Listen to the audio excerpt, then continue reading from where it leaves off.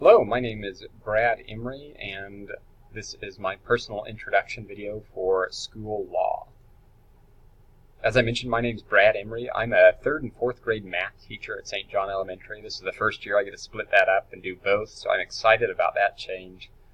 Previously, I've taught 3rd grade math and science, as well as just 3rd grade in general. This is my 5th year teaching here at St. John and my 6th year teaching overall. I've been married 4 years to my beautiful wife, Courtney. You can see a picture of her there. And we have a 2-year-old son, Jameson, who is a joy to be around. He's a very happy boy and just makes me smile and everyone else around him too. We own and operate a photography business on the side. We've been busy this summer between college courses for my master's program here and taking senior pictures and wedding pictures, which are our specialties. We really love that work. It's a great side gig and just something we enjoy doing together. We are under the title BC Emery Photography if you're interested in checking us out. As far as the demographics and just some information about my work, as I mentioned, I'm in St. John Elementary. We're a very small school. We are at the very bottom of the 2A, top of the 1A divisions depending on the year. We have somewhere in the neighborhood of, I want to say, 80 to 100 students in our K through 6th grade school age. So we're really pretty small, but the nice parts about that is we have a very warm and welcoming community that we get to be a part of with that. The kids know they're loved, the teachers get along well, and we really do have a great community, and that's a common thing that people note when they come into the school. As far as school law goes and how we implement that in our school, as I was reflecting on this question, I realized I'm not very knowledgeable in this subject, which we'll get to in just a minute. But as far as what I could come up with that shows our board policies, our administration, and just our general school aptitude to following these laws, to being a part of and using these laws and things to create a place where students feel safe and welcome. As I mentioned, the biggest thing we've got going for us is our culture. We are dedicated to making a culture that is all about the students and makes them feel welcome, that makes them have connections and opens up opportunities for them to build relationships with one another and with adults who care and love and support them. In that vein, we are working towards becoming a trauma-informed school. We're about a year into that, a year and a half, depending on how you're measuring that, and we are on our way to becoming fully trauma-informed and trained to meet the needs for those kids in whatever way possible.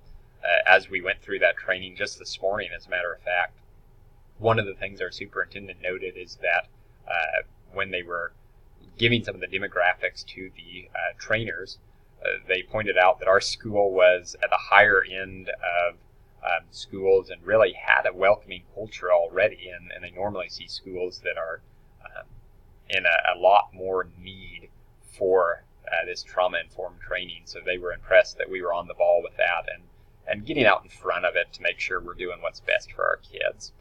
Along with that, we have what's called the Safe Defend system. This is more of referring to the safety of students. It's locked boxes, which are key to the teachers and school faculty fingerprints to keep kids safe and to provide some resources in the event of an active shooter or other emergency situation. When a teacher keys their fingerprint on that, it will alert the building and the authorities as to where the threat is, the room, and everyone has the opportunity to use some of the tools in there to protect the students. We've had some extensive training along with that about what that looks like, not necessarily from a legal perspective, but on a safety perspective and how to care for our kids should a situation like that arise. And that's certainly not something we ever want to have to use.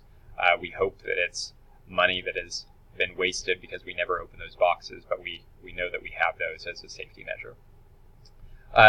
As far as school law, jumping back into the legal aspects of things, We know that we are mandatory reporters. That's brought up every year, and that's a weight of responsibility that really rests on our shoulders. And we have a very supportive administration who's good to remind us of that and walk alongside us in taking care of students. My personal knowledge of the legal side of school law and what not only the board policies look like, but the state and federal policies, as I mentioned earlier, is very lacking. I realized in doing this reflection and completing this video and prepping for it, I really don't know near as much as I thought I did, and so I'm looking forward to learning more in this class, which brings us to what is my plan to improve and enhance my current knowledge. Well, first and foremost, I plan to make the most of my time in this class so that I'm prepared to enter as a building administrator.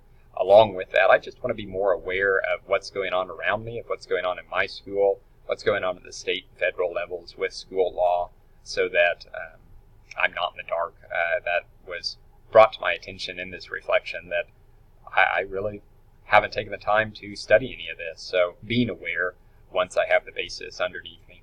Seeking guidance from my administrators and other people who can help out and teach me what I need to know, and reaching out to those who are in or do have knowledge or are in positions that can answer some of those questions that I'm sure will come up as I prepare for building administration and as I take a role as a principal. Along with that, I want to make sure that I'm personally reflecting and growing every step of the way, because I never want to get to a point where I know it all, and that's a point where I need to step out of education. So just taking the initiative to grow, to reflect, to consider what I know, what I need to know, and how can I close that gap and continue growing. So all that to say, I really look forward to this class. I'm sure I'm going to learn a lot. I appreciate the time you've given me to introduce myself here. Once again, I'm Brad Emery, and I will look forward to knowing more and learning more about you all as we continue. Thank you.